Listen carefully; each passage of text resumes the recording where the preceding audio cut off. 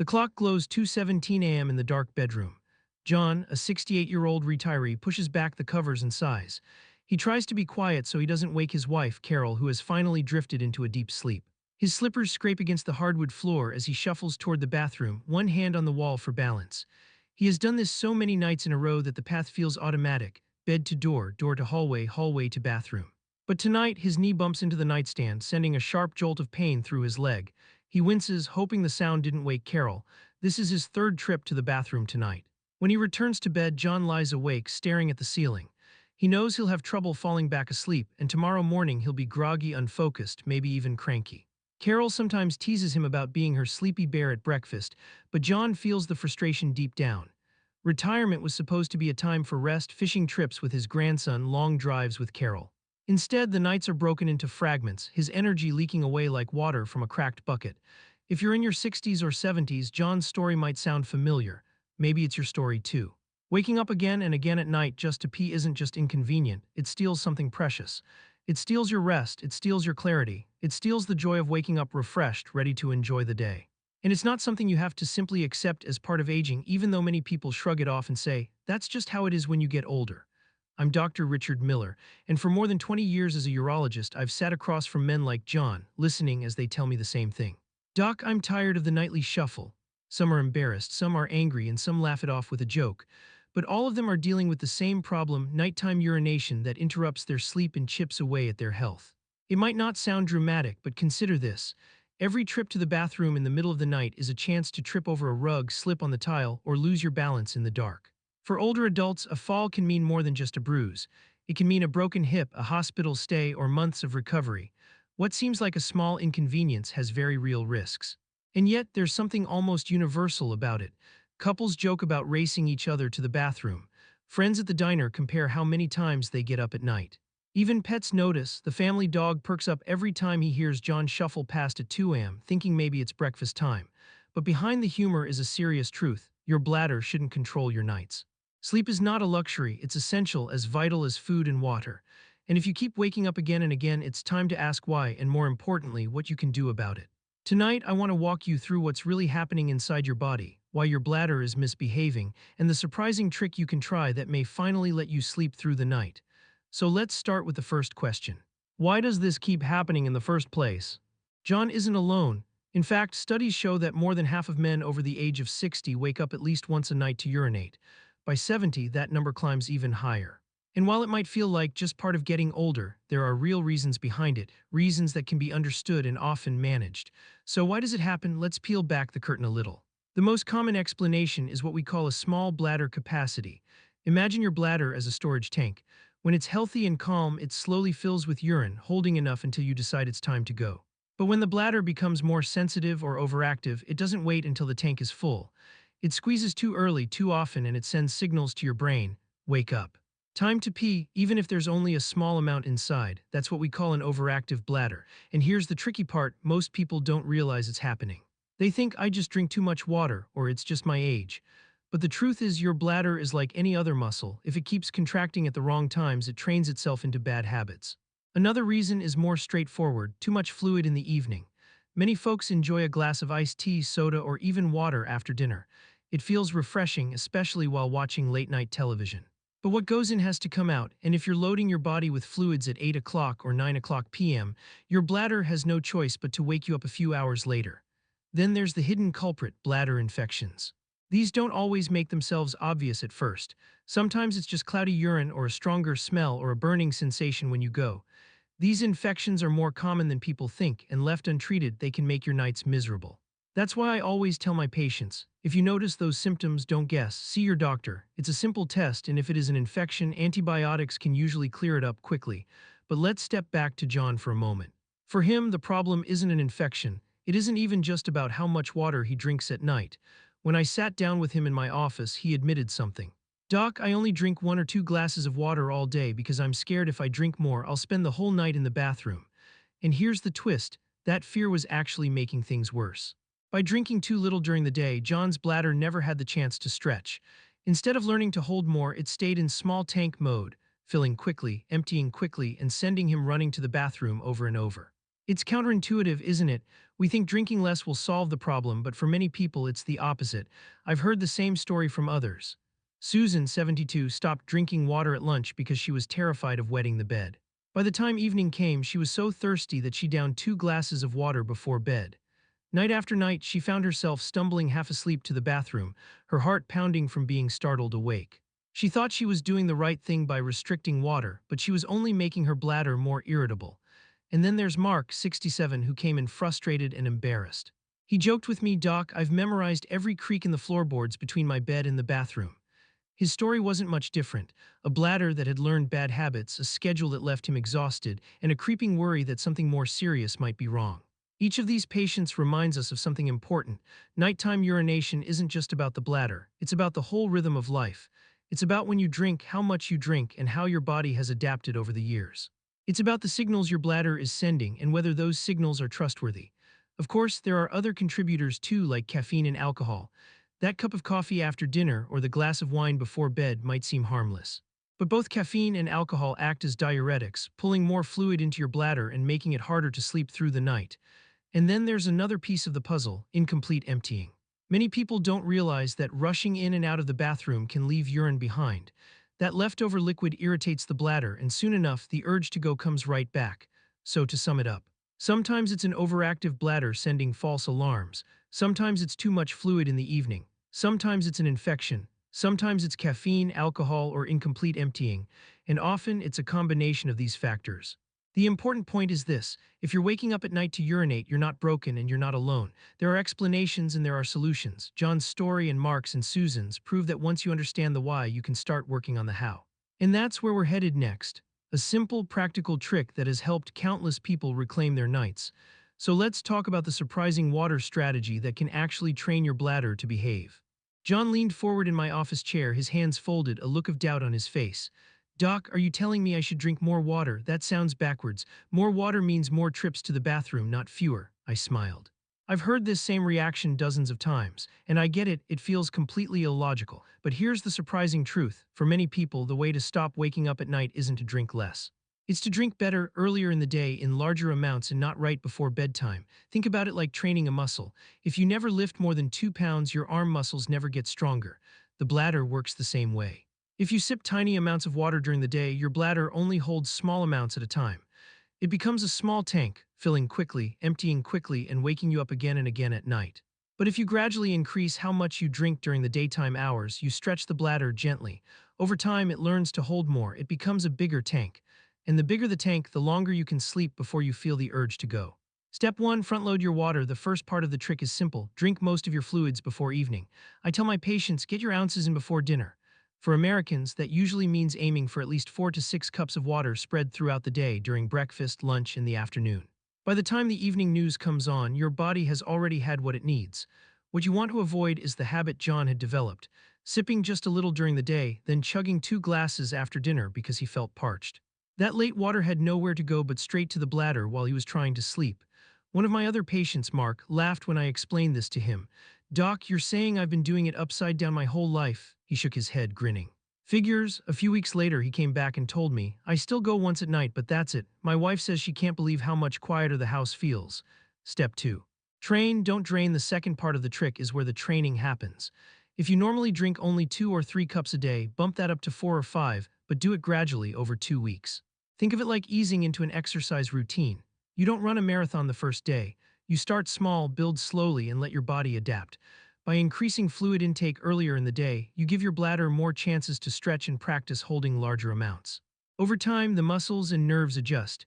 Many people find that their bladder stops sending false alarms quite so often because it's finally comfortable with holding more volume. Here's the plot twist that always surprises patients: drinking less water doesn't save you trips, it costs you sleep. When you drink too little, your urine becomes more concentrated. That concentrated urine irritates the bladder lining, making it twitchy, impatient, and prone to sending those "wake up" signals in the middle of the night. By contrast, when you drink enough during the day, your urine stays diluted, gentle on the bladder, and far less irritating. Step 3. The evening cutoff. Now comes the part most people expect: set a cutoff time. I usually recommend no fluids after 7 o'clock or 8 o'clock p.m. That doesn't mean you can't wet your lips if you're thirsty. But the big glasses of water, the mug of tea, or the late-night soda. Those need to move earlier in the day. Susan, the 72-year-old I mentioned earlier, resisted this at first. I love my cup of chamomile tea before bed, she said. It relaxes me. We compromised. She switched to a smaller cup, drank it an hour earlier, and kept the ritual without the 2 o'clock a.m. bathroom trips. Step 4. Avoid the hidden triggers. This simple water trick works best when paired with avoiding the things that sneakily sabotage sleep. Caffeine after late afternoon. That includes coffee, tea, cola, even chocolate, alcohol in the evening. A glass of wine might make you drowsy, but it also acts as a diuretic, filling your bladder while you sleep. Incomplete emptying. If you rush in and out of the bathroom, leaving a little urine behind, your bladder feels unfinished. That leftover irritates it and the urge comes back quickly. Take an extra moment, relax, lean forward slightly and let it all out. The human side, how it feels at this point in the conversation. John leaned back, still uncertain. So you're saying if I drink more in the day and less at night, I'll actually sleep better? That's exactly what I'm saying, I told him. But don't just take my word for it. Give it 2 weeks. Keep track. Write down how many times you get up at night and see if it changes. He chuckled. Carol's going to love this. She's tired of me waking her up. And that's another piece most people forget. This problem doesn't just affect you, it affects your partner too. Countless husbands and wives have told me they sleep in separate bedrooms because of nighttime bathroom trips. Imagine how much more peace, intimacy, and humor return to a relationship when those interruptions stop. Mark once told me with a grin, "Doc, I didn't know my wife snored until I finally slept through the night." Now I'm not sure if that's progress or not. We both laughed, but behind the joke was something serious. He was finally resting, and that rest was restoring parts of his life he hadn't even realized he'd lost. When it doesn't work now, I'd love to say this trick is a cure-all, but the truth is it doesn't work for everyone. If you're someone who gets up every single night without fail, or if you're going 5, 6, even 7 times, that's a red flag. In those cases, I tell my patients, don't wait, see your doctor. There could be an enlarged prostate, diabetes, or other medical conditions at play, and those need more than just a water strategy. But for many people, men like John, Mark, and women like Susan, this simple trick has been life-changing. They went from 3 or 4 trips a night to just 1 or sometimes none. They stopped stumbling in the dark, stopped startling awake, and started enjoying long, unbroken stretches of sleep again. So here's the bottom line: drink more water earlier in the day. Slowly increase your daily intake to stretch your bladder. Cut off fluids in the evening, avoid caffeine, alcohol, and rushing through bathroom breaks. It may sound too simple to be true. But sometimes the simplest changes are the most powerful. John tried it. 2 weeks later, he came back with a smile. "Doc," he said, "last night I didn't get up at all, first time in years." Carol said it was the best night's sleep she's had too. That's the power of training your bladder instead of fighting it. It's not just about holding urine. It's about reclaiming your nights, your mornings, and your life. And now that you know the trick, let's move to the next step. What else can you do if this isn't enough? What other changes can stack together to make your nights truly restful? When John returned after 2 weeks, glowing with relief from finally sleeping through the night, I wished every patient's story ended the same way. But medicine and life don't always follow a perfect script. The truth is, the simple water trick works for many, but not for all. And understanding the exceptions is just as important as celebrating the successes. When the trick isn't enough, if you're waking up once or twice a night and the water strategy brings it down to 0, that's a victory. But what if you're still waking up 3, 4, or even 5 times every single night? That's when I tell my patients, this is your body waving a red flag. There are several reasons the simple trick might not work. 1. Underlying medical conditions. Diabetes, heart failure, or sleep apnea can all cause the body to produce excess urine at night. In these cases, no amount of water scheduling will solve the root problem. 2. Enlarged prostate. For men, this is one of the most common culprits. The prostate wraps around the urethra like a donut around a straw. As it grows with age, it can squeeze the flow of urine, making the bladder work harder and more irritable. 3. Persistent overactive bladder. Some bladders just won't settle down with training alone, and they may need medication or other therapies. When I see patients with these patterns, I encourage them not to ignore it. Too many men laugh it off as part of getting old, while women chalk it up to weak muscles. But when your nights are consistently shattered, that's not just aging, it's a problem worth fixing. The hidden risks of ignoring it. Here's where things get serious. Getting up at night might sound harmless, but it carries hidden dangers. Every trip to the bathroom is a chance to lose your footing in the dark. A slip on the bathroom tile, a stumble on the rug, or even a dizzy spell from standing up too quickly can lead to falls. And for older adults, a fall isn't just inconvenient, it can be life-changing. A fractured hip, months of rehabilitation, and a loss of independence are risks too many families have seen firsthand. Beyond the physical danger, there's the toll on the mind. Broken sleep fragments your deep rest cycles. Without enough deep sleep, memory suffers, mood dips, and concentration wanes. I've had patients tell me they thought they were developing dementia, only to realize it was exhaustion from years of poor sleep. Once their nights improved, their minds felt sharper, their moods lighter. Extra tips to improve the odds even when the water trick works. I like to stack additional strategies on top. Think of them as tools in a toolbox. You don't always need every tool, but the more you have, the more prepared you are. 1. Watch caffeine like a hawk. Coffee in the morning is fine for most people, but coffee after 3 o'clock p.m. That's a guaranteed way to fill your bladder by midnight. And remember, caffeine hides in tea, soda, and even chocolate. 2. Rethink alcohol. A glass of wine at dinner might relax you, but alcohol acts as a diuretic, pulling extra fluid into your bladder. Switch to sparkling water with lime or a caffeine-free herbal tea earlier in the evening. 3. Empty completely. Don't rush in and out of the bathroom. Take an extra 30 seconds, lean slightly forward, breathe, and let your bladder empty fully. A half-empty bladder will call you back much sooner than a relaxed, fully emptied one. 4. Elevate your legs before bed. Here's a tip many people haven't heard. If you have swelling in your ankles or lower legs, fluid builds up there during the day. At night, when you lie down, that fluid shifts back into your bloodstream, eventually filling your bladder. By propping your legs up on a pillow for 30 minutes before bed, you can help your body process some of that fluid earlier. 5. Keep a nighttime journal. Write down what you drink when you drink and how many times you get up. Patterns often appear. Maybe it's the soda at dinner or the bowl of soup before bed. Awareness is half the battle. Stories from the clinic. One of my patients, Frank, 74, ignored his nighttime urination for years. "Doc, I've got a system," he joked. "Path to the bathroom memorized, nightlight plugged in, slippers by the bed. I'm good." Then one winter he slipped on the way back, fractured his wrist, and spent 6 weeks in a cast. "I wish I'd listened sooner," he admitted later. "That fall wasn't worth it." Then there was Ellen, 70, who thought her memory was failing. She kept forgetting appointments, misplacing keys, snapping at her husband.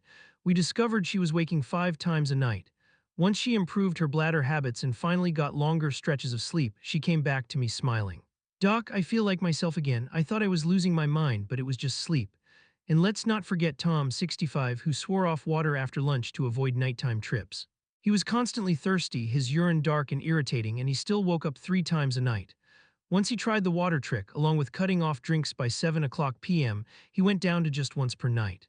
"My wife says I'm a new man," he laughed, "or at least a quieter one." The emotional side. It's not just about the trips to the bathroom, it's about the ripple effect, couples sleeping in separate rooms.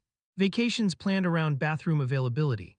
The anxiety of road trips, church services, or long flights. Nighttime urination doesn't just interrupt sleep, it interrupts life. That's why even simple tips can feel life-changing. Imagine lying down at night and knowing you'll wake rested, not resentful. Imagine your spouse sleeping soundly beside you, your mornings starting with energy instead of exhaustion. That's the goal, not perfection, but improvement. Transition to the next step. So what should you take away? If the water trick worked for you, fantastic. Stack these extra tips on top. If it didn't, don't give up. Look for the hidden triggers, try the adjustments, and keep track. And if your nights are still broken, if you're waking 5 or more times, or if you feel unsafe, don't shrug it off. That's when it's time to see your doctor. Nighttime urination may be common, but it doesn't have to be your normal. Solutions exist, from lifestyle adjustments to medical treatments.